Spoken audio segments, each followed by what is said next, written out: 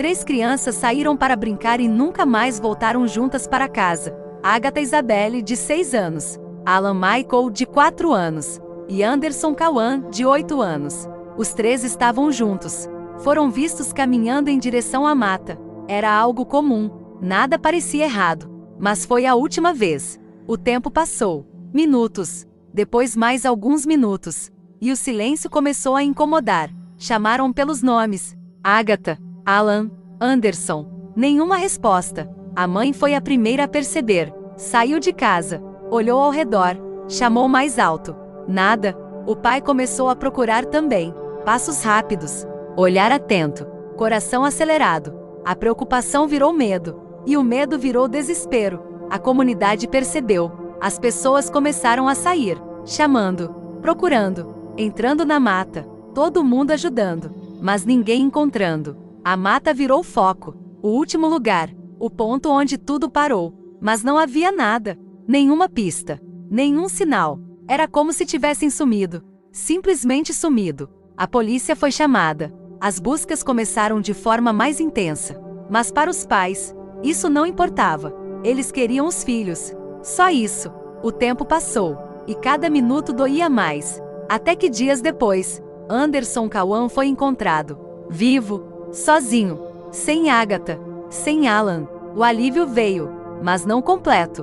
Porque junto dele, vieram as perguntas. Se ele voltou, por que os outros não? O que aconteceu naquela mata? O que separou as 3 crianças? Anderson tentou explicar, mas não conseguiu. Falava pouco, confuso, sem sequência, sem respostas claras. E isso só aumentou o mistério. As buscas continuaram, mais intensas, mais urgentes.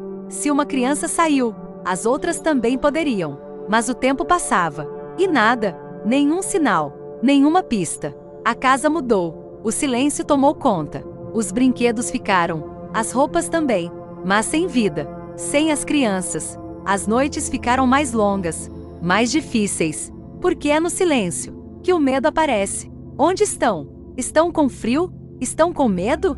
Essas perguntas não têm resposta, e isso destrói por dentro. O caso começou a crescer, ganhou o Brasil. As pessoas começaram a acompanhar, a compartilhar, a cobrar, porque quando são crianças, tudo pesa mais, a dor é maior, a revolta também, mas as respostas não vieram, e o tempo continuou passando. Dias, semanas, e o vazio continuava o mesmo.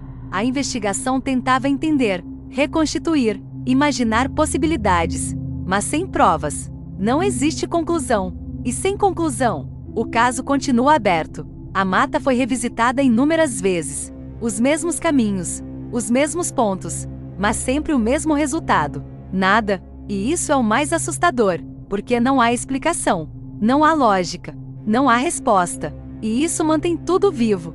O caso, a dor, a espera. Os pais continuam, esperando, acreditando, mesmo sem respostas, mesmo sem sinais, porque para eles, enquanto não houver certeza, a esperança não acaba, e a pergunta continua. O que aconteceu com Agatha Isabelle e Alan Michael? E por que Anderson Cauã foi o único a voltar? Enquanto isso, o silêncio permanece, pesado, profundo, e impossível de ignorar, e o tempo continua passando, sem parar, sem resposta, sem mudança. A rotina da família nunca mais voltou ao normal, nada voltou ao normal. O simples ato de acordar já era difícil, porque a primeira coisa que vinha à mente era a ausência, o quarto vazio, o silêncio, a falta. A mãe ainda olhava para a porta, como se, a qualquer momento, eles fossem entrar, como se tudo pudesse voltar ao que era antes. Mas não voltava. O pai evitava olhar certos lugares, porque cada canto da casa carregava uma lembrança, e cada lembrança machucava.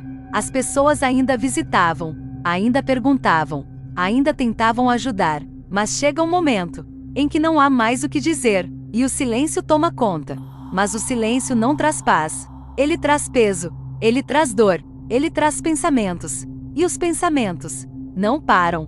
A mente volta naquele dia, naquela tarde, naquele momento, tentando encontrar algo, algum detalhe, alguma pista, alguma explicação, mas não encontra, nunca encontra. E isso prende a família, Prende a história. Prende tudo.